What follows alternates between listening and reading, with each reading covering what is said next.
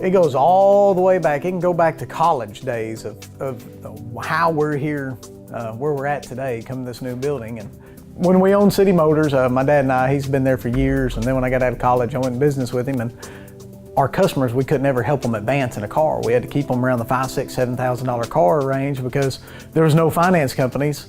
And the only way to get them financed then was to go to a new car store. And so we were paying another new car store a little extra money to get them financed for us. And I remember Dad and I saying, we got to get a new car store. And he had the opportunity years ago and he declined it. And so we decided we're going to pray for it. Hey, let's start praying about it. It was less than a week later, my dad calls me from the auction, and a gentleman named Roger Brown had told him about this little store up here in Heber Springs. And I said, Dad, we prayed for it. And of course, my dad's never excited about investing a lot of money in something like that. And so his exact words were, yeah. So anyways, with a little bit of persuasion from me and God, we were able to purchase the store. And I can remember driving up here several times during the process, my dad and I talking about it, Ryan and I driving up here to look at the place, my family, my wife, who was pregnant with our first child. And finally, February 5th, we signed the papers on this place. And I was so excited. Got in here that first day to sell cars and not one person showed up. So I was excited about the weekend because City Motors, the weekend is busy. So I come in on Saturday and sit here till noon because that's all they stayed open. And the biggest event of that day was walking next door to Subway to get something to eat. Not one person showed up. And it went on and on like that. We'd be lucky to sell 6, 7 cars, losing money. But we were able to have some finance companies that come to our other store now because we had a new car store. Eventually, I had a friend of mine named Justin Wynn. He begged me for 2 or 3 weeks, Mitch, just hire me, pay me this for 3 months. If I don't make you money, if we don't sell more cars, he said, I'll leave. And the first month was March of 2006, and nearly a year later, a little over a year later, we were going from selling maybe 15, 20 cars a month to that first month I was able to get out from behind the desk doing finance to out in the showroom, which me and one gentleman named Earl Sutherland, and we sold, there's another guy named Jerry Cook, he was there with us that time too, but we sold 40 new cars that first month that Justin Wynn came to work for us. And I remember I was so pumped. I thought, the sky's the limit now. The sky's the limit. There's nothing we can't do. We can do it. I remember being on the phone with customers sitting in a Little Rock Dodge and giving them a deal that blew their deal out of the water, and they drive to buy from us. And then a couple years later, I brought Ryan up here to the store, and so he started doing F&I for us and got us to where we're at. My first memory was working at City Motors and thinking, Mitch heard about this little store in Heber Springs, which I didn't even know where Heber Springs was. I just knew there was a lake there, and that's all I knew about it. And Mitch was on and on about, he had this vision even at a young age. And, we never, of course, Mitchell knew it was gonna work, but, I was a little apprehensive. I'm thinking, well, I figure he hadn't done wrong yet, so why not? Let's do it. And, our main focus was just thought we could kind of expand our financing and just see what it was. And I remember Mitch saying, well, Dad, if we'll buy this car, we sell new cars, we won't have to fix them. That'll be a lot easier just to do it that way. You don't have to worry about dealing with these cheap cars and all this. And so we said we did it. So I remember riding up with Mitch. Well, he'd been up here several times, but I hadn't gone up there yet. I remember riding and thinking, my goodness, it takes forever to get here. And we pull up to the store and I'm thinking, well, where's the store at? It's like we're at some rundown business, used to be up and going forever ago. He said, this is it. I said, oh gosh. Of course, I didn't tell him this thinking. I'm thinking, where in the world are we and what is he thinking? We always grew up around used car business, so we didn't know how to do new cars. And not that we treated people different, we just, we didn't know how to sell a $40,000 or $50,000 car. We'd been around $5,000 or $6,000 cars. So we just kind of started treating people how we would want to be treated and everything like that. And that's the way we started, and that's the way we still are today. It might be on a larger scale, but that's what's made us successful, is just treating people how we would want to be treated. It's 2006 of October. We hired John Brown. He's one of our #1 salesmen here at the store. I come with my mom to buy a new vehicle, and it was a Saturday morning. We pull up, the dealership is packed with people. there wasn't many people to help us. So the lady that was cleaning the dealership at the time, she come out and helped us. And here comes John Brown in there, barely 18. I don't even think he's 18 yet. Maybe he's still 17.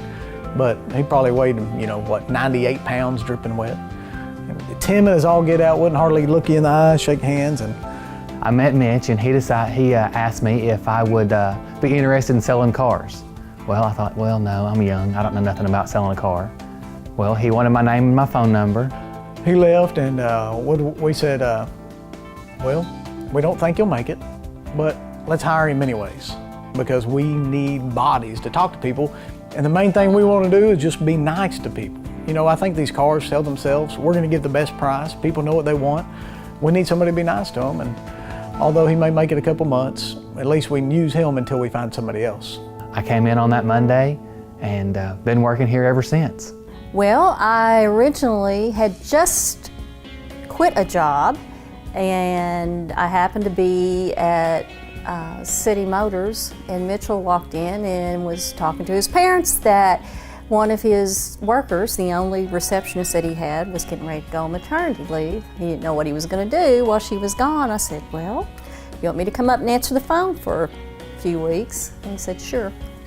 And that's how I started 7 years ago. Thought I was just going to be here for a few weeks. I remember going and talking to Mitch and telling him that I had really prayed about it, and I felt like this is where God's plan for me was to be at Red River. Joey, I can remember, my wife telling me that Shannon, Joey's sister, had called her wanting us to hire Joey, and he'd been around the lot a couple of times. I'd seen him. My dad had hired him to detail cars, and I knew he was a go-getter, but also knew that he had, the last couple of years before we hired him, he had been through some things, some addictions that he had to overcome, and I heard that he gave his heart to the Lord, and I know beyond a shadow of a doubt that God can change people, but I also know beyond a shadow of doubt that I've seen it over and over again, and people always relapse and go back, and I guess I've never really had an encounter with a person that God's brought out of an addiction and has been changed. So although I had all the faith in God in the world, I always had in the back of my head, well, what if I hire this guy? He's going to be just like every other person that I've met that supposedly have been changed. But anyways, prayed about it, thought about it, prayed about it, talked to my wife and my dad and mom, and we decided we're going to give him a shot because we've seen him work and he's a hard worker, so we're going to try it. I was nervous coming up here, and the whole way it was just like I was just so nervous about it, and I don't know why. I wanted God's will in my life, and the closer I got, the harder it was for me to keep going. And I almost turned around, but God said, "No, this is your destiny. This is where you go.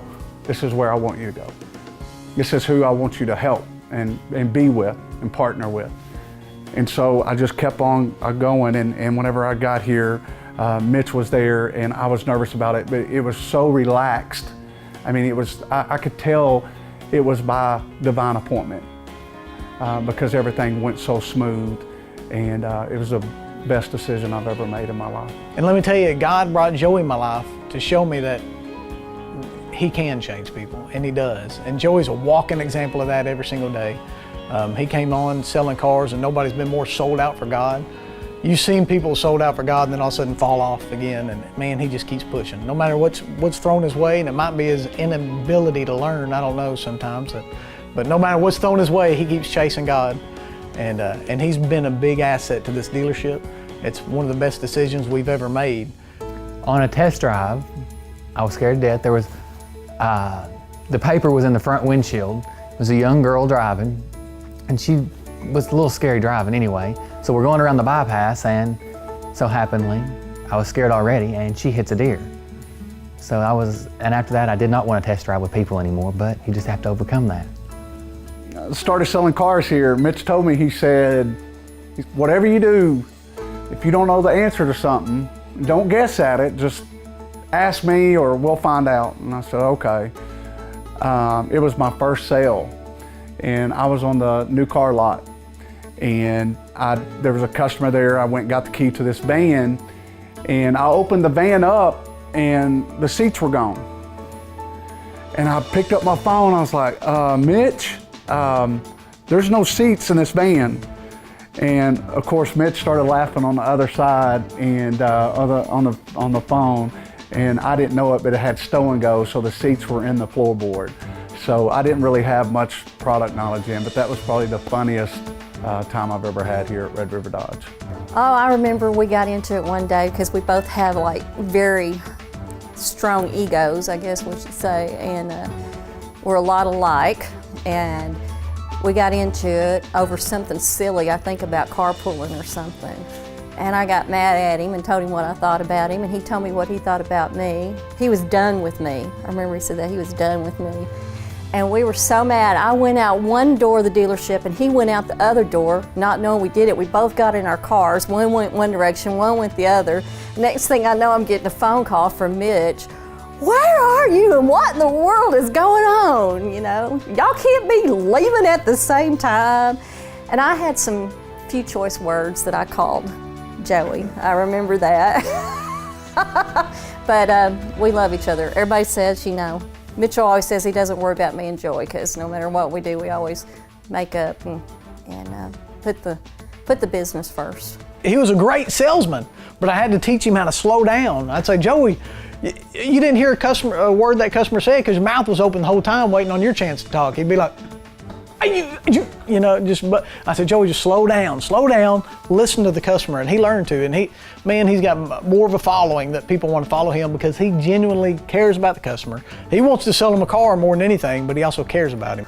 I mean, it's exciting whenever we drive, you know, especially in and around this Metroplex. You know, we'll see Red River Dodge, and, you know, my kids always ask, well, who's that, Dad? Who'd you sell that car to? And, you know, I'd say 7 out of 10 times I can tell them about, you know, their families, and it's just great just to see, you know, people come back. You know, we've been up there as far as in customer loyalty and treating our customers right. I mean, it's almost every day people will come and experience the Red River experience for the first time buying their vehicle, and they're thinking, I never knew car buying could be like this. This is easy. I'm gonna tell my friends about it. I'm gonna tell my family members about it, and we're like, we don't think there's any other way to do it. With the new dealership, we're going to just continue to grow, be able to service our customers better and quicker in the sales department and in the service department. Not only being a salesperson that I want to take care of my customer during the sale, but I want to be able to see them come in and be taken care of during their service or anything that they ever have a problem with. For the next 10 years of this dealership, we're going to grow. We're going to continue to get bigger and bigger. And let me tell you why. Because Red River Dodge is a blessing from God. It is ordained of God. The reason why we sell so many vehicles here is because we have the favor of the Lord on our life. See, I just don't see that, but everybody else does. I get text messages all the time. And Red River Dodge is going to grow. You know why? Because people need to come to a place where they can be treated with integrity and love and be in a dealership that's Christ-like, that's going to take care of them. And I believe this, in the next 10 years, we're going to be selling double the cars, and it's just going to blow up, and we give God credit for that.